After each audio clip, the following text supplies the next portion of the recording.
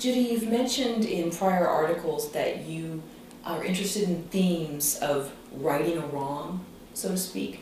How would you advise other documentarians or even narrative filmmakers to show, quote, like a wrong without actually having a strong bias toward your own opinion toward it? Or is that part of your filmmaking? I mean, how can a documentarian stay a little bit removed from their own feelings of showing something? Or is that part of what makes a film great, is your strong feeling about it? Yeah, I don't think you want to remove your feelings from your documentary, otherwise you have no passion to do it. The subject matter has to have some kind of resonance in you in a very deep way. And to try to be unbiased, well, that's like doing a broadcast network news report, and certainly that's not the job of a documentarian, as I see it. I think a documentarian is there to express an opinion, and if other people agree with it, then they like your film, and if they don't, then they don't like your film.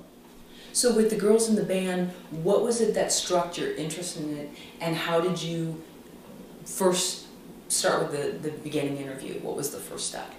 Well, I've always searched for subjects that have some kind of personal meaning for me, and the imbalance of male and female endeavors in this world has a great deep meaning for me, and it's a subject that has always interested me. I've always been part of the women's movement in the 70s and the 80s, and was very involved with developing a lot of different organizations that support women.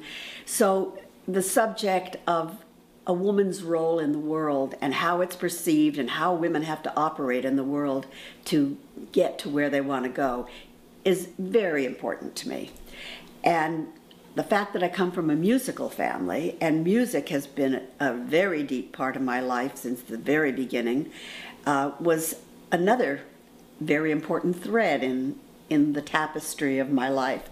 So when these two subject matters came together in this story, it was a natural for me. And that's what attracted me to it, and that's what kept me going for the 8 years it took to make it. Do you remember some of the first steps in organizing the film or going and piecing together who you wanted to interview? Do you remember some of the first things that you did? Well, the subject matter was brought to my attention by a young friend of mine who called me up one day, and she also is from a musical family, and she said that she had met a woman who was 80 years old and told her that she had played in a big band in the 40s and that she was a drummer.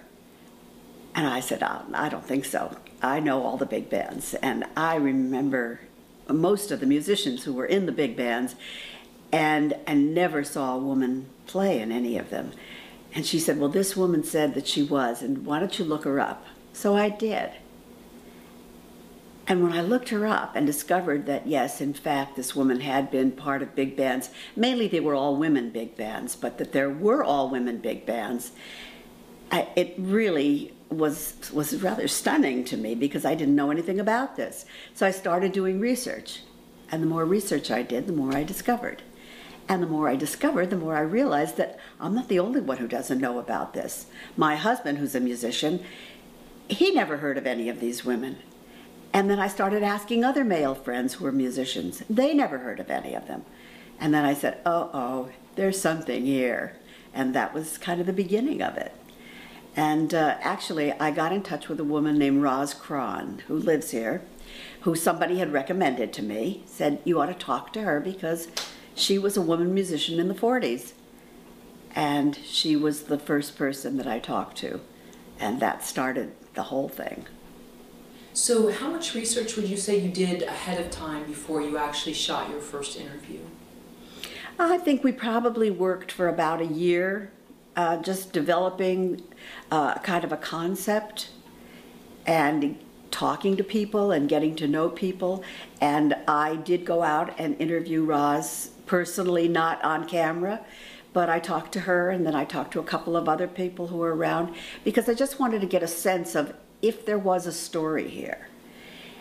And not only if there was a story here, but if these women were actually good enough so that they could have played with any of the big male bands, or that they could have been an influence on the music.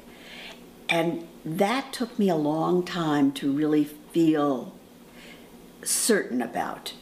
I had to really listen to a lot of music and hear what these women were laying down as players before I really said, wow, these women were really good.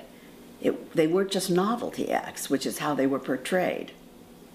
So that was a very powerful moment when I realized that.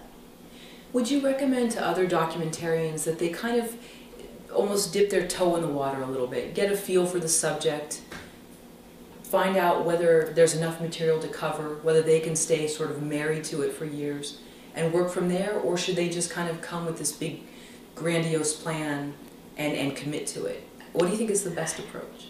I think the best approach is however you feel it. You have to feel it, you have to love it, you have to be willing to stick with it, and you have to be realistic about it. I think one of the things you have to ask yourself is, one, is there an audience for this? And two, is there going to be any funding for it? Am I going to be able to find ways to fund this film? And if your subject matter is so narrow focused that there isn't anybody who really is going to put money into it, you're going to be on a pretty frustrating ride for a while.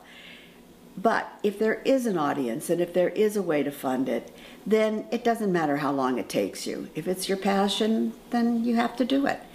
Certainly some pre-production helps, and dipping your toe in to see if, what it's like out there helps.